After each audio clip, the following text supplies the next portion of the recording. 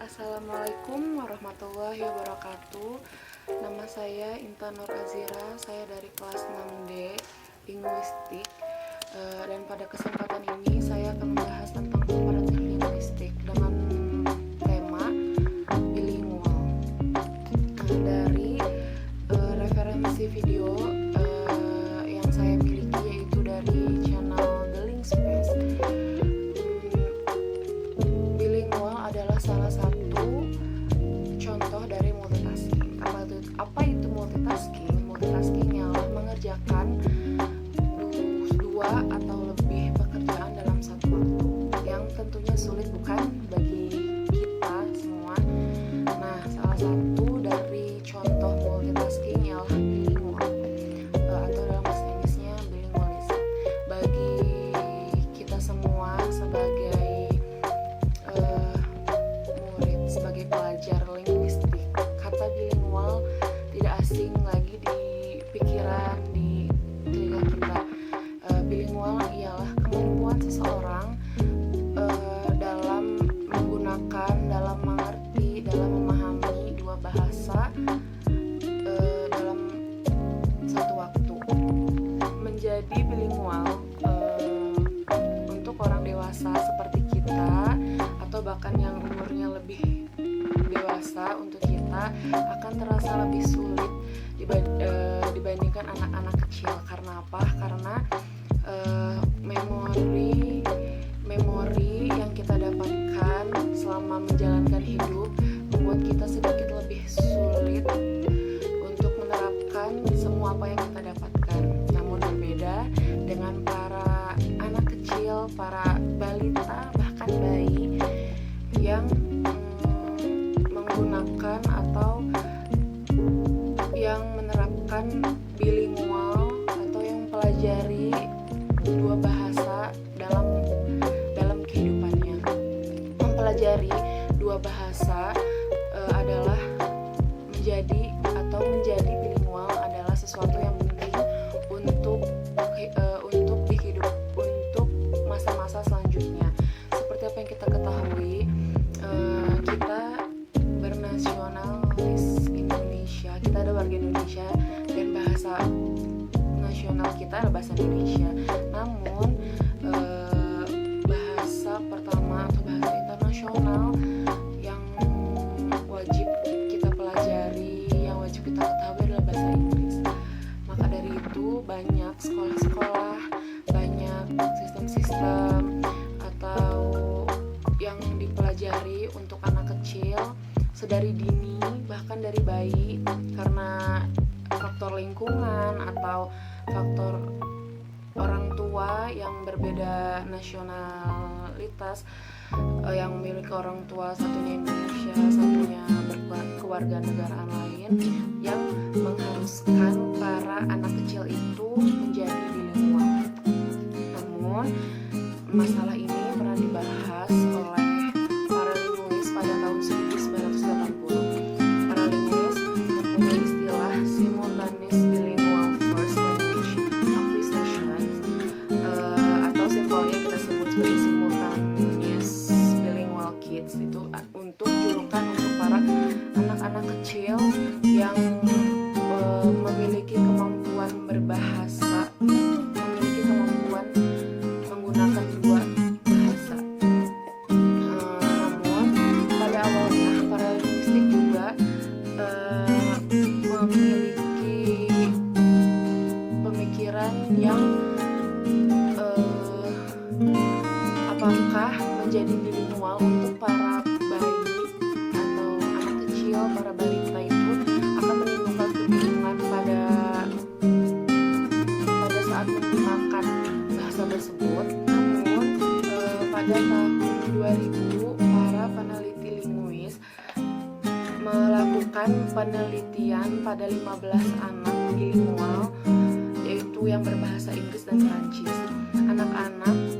15 anak tersebut diarahkan untuk menempatkan negasi yang benar antara bahasa Inggris dan Prancis, yang dimana tentu negasi bahasa Inggris dan Prancis itu berbeda. Kalau negasi bahasa Inggris ditempatkan sebelum verb, yaitu sebelum verb atau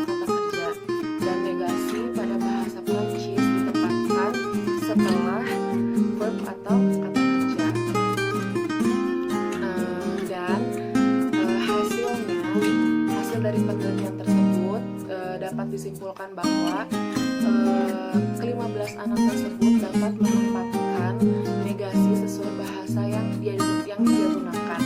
Jika dia menggunakan bahasa Inggris, maka ia menempatkan negasinya sebelum verb sesuai dengan grammar, sesuai dengan aturannya.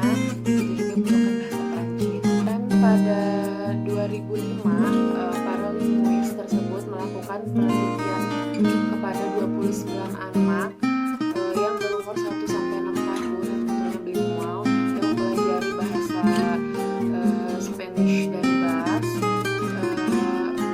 Latvian dan English, French dan Swedish. Nah, di penelitian ini para anak tersebut diminta untuk mengelompokkan kalimat sesuai dengan sintaksnya, seperti pronoun, word order, gender, atau negasinya sesuai dengan bahasa yang mereka gunakan masing-masing. Dan hasilnya para 29 anak tersebut dapat mengelompokkan kalimat sesuai dengan sintaksnya dengan bahasa yang mereka gunakan masing-masing. Bilingual yang terjadi pada anak-anak, balita, atau bahkan para bayi itu disebabkan oleh beberapa faktor.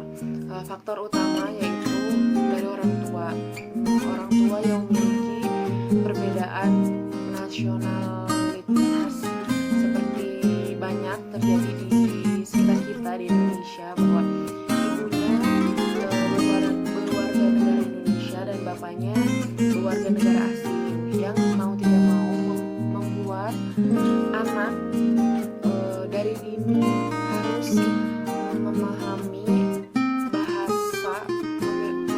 dua bahasa untuk berkomunikasi dengan orang tuanya, baik ibunya ataupun ayahnya. Atau dari sekolah,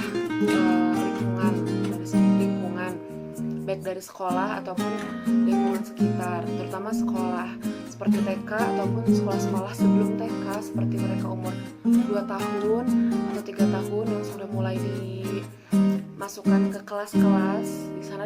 Di sana dipelajari dua bahasa, ada bahasa Indonesia dan bahasa Inggris. Namun yang lebih ditonjolkan adalah bahasa Inggris. Karena apa? Karena memang mempelajari bahasa untuk anak kecil lebih mudah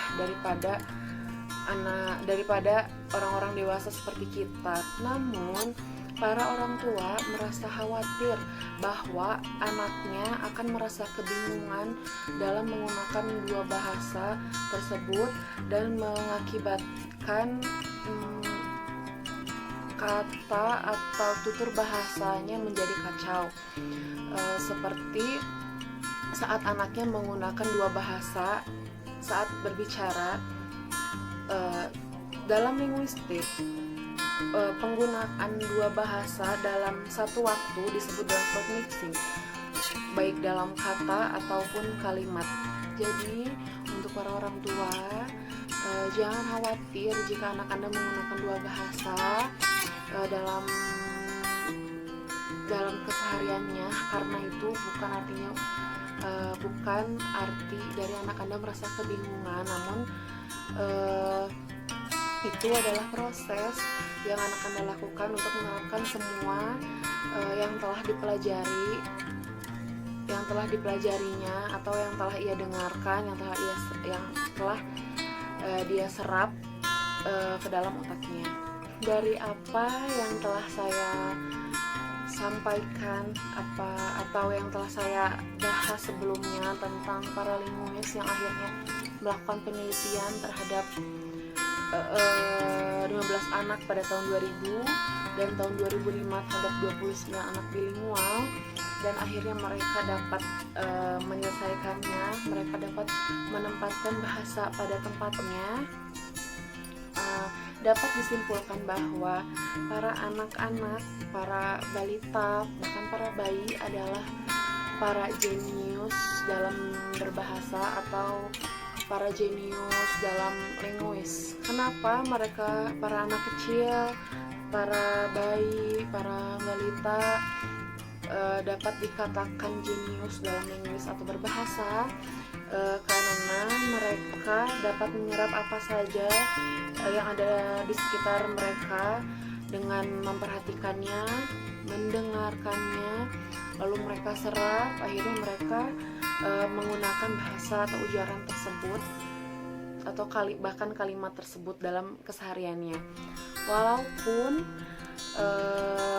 tanpa dia tahu apakah kalimat atau ujaran atau bahasa tersebut itu layak digunakan oleh anak kecil atau tidak. Maka dari itu sebagai orang dewasa yang ada di sekitar anak kecil maupun orang tua, apalagi orang tua, sebagai orang dewasa, kakak, om atau tante atau kakek, nenek atau orang-orang sekitar yang berada di anak kecil, mereka itu seperti sponge yang menyerap semua apa yang ada di sekitar mereka.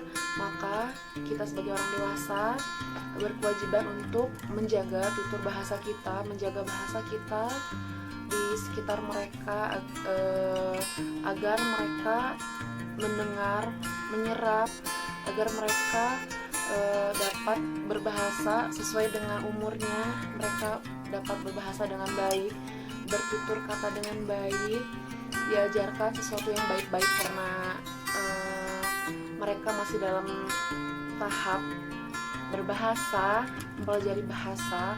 Jangan sampai kita mencontohkan yang buruk atau bahkan memberikan contoh yang tidak layaknya untuk mereka, karena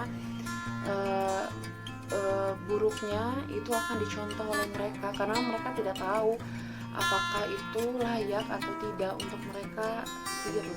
Mempelajari dua bahasa atau menguasai dua bahasa atau menjadi bilingual sedari dini mungkin akan memberikan manfaat untuk kita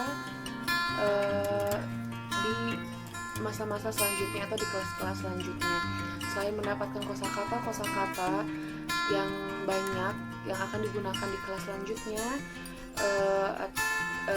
memperoleh atau mempelajari dua bahasa dapat melatih pelafalan fonetik kita. Dan usia yang paling tepat untuk mempelajari bahasa ialah umur di bawah 3 tahun, yang artinya dari bayi, dari umur setahun, umur 2 tahun, umur 3 tahun adalah umur yang paling efektif untuk mempelajari bahasa, karena itu akan menjadi fondasi yang kokoh untuk menerapkan bahasa terhadap anak tersebut. Sekian